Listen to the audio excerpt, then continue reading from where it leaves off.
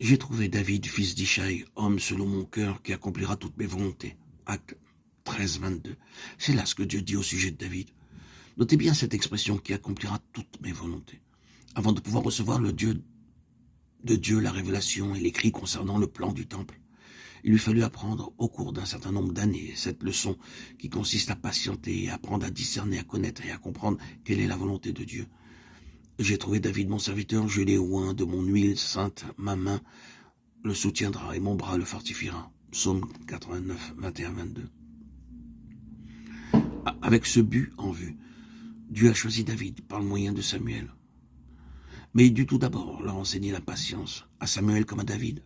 Bien qu'à ce moment-là, Samuel fût déjà un vieillard, qui avait accumulé beaucoup d'expérience, et quoiqu'il fût le grand et puissant prophète de Dieu, il ne pouvait pas, lui non plus, dépendre de son propre raisonnement, de ses propres moyens, pour découvrir celui qui était choisi de Dieu.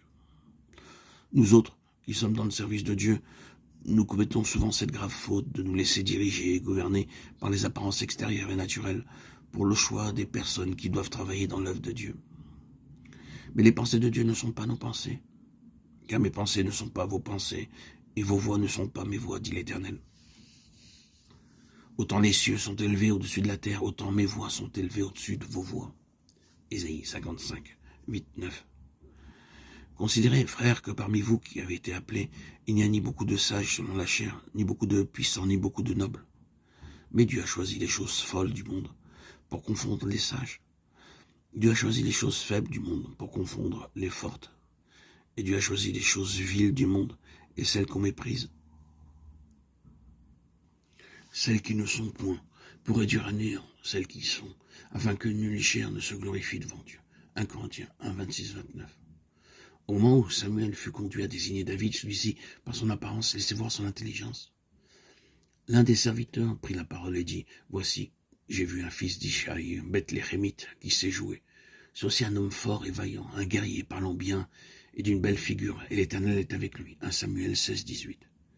C'était l'opinion générale qu'on avait de David au moment où il fut choisi par Dieu. On disait à son sujet, « Il sait bien jouer, c'est un homme fort et vaillant, un homme de guerre, mais aussi un homme sage et beau de figure. » Cependant, si nous lisons la suite de l'histoire, nous verrons comment Dieu dut agir à son égard pour le dépouiller, le débarrasser complètement de tous ses avantages naturels, de toute son intelligence et de son savoir-faire humain.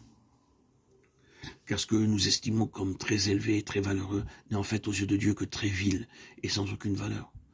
Ce que nous appelons sagesse et intelligence, Dieu l'appelle simplement foin, paille et chaume. Or, à deux occasions, Dieu conduisit David sur un aire de battage. Ce que nous appelons sagesse n'est en fait aux yeux de Dieu que de la paille battue. Une aire de battage, c'est un lieu où l'on sépare le bon grain de la paille. Lorsque le blé est moissonné, on l'amène à l'aire où il est battu, en sorte qu'il se produit une séparation entre le bon grain et le reste.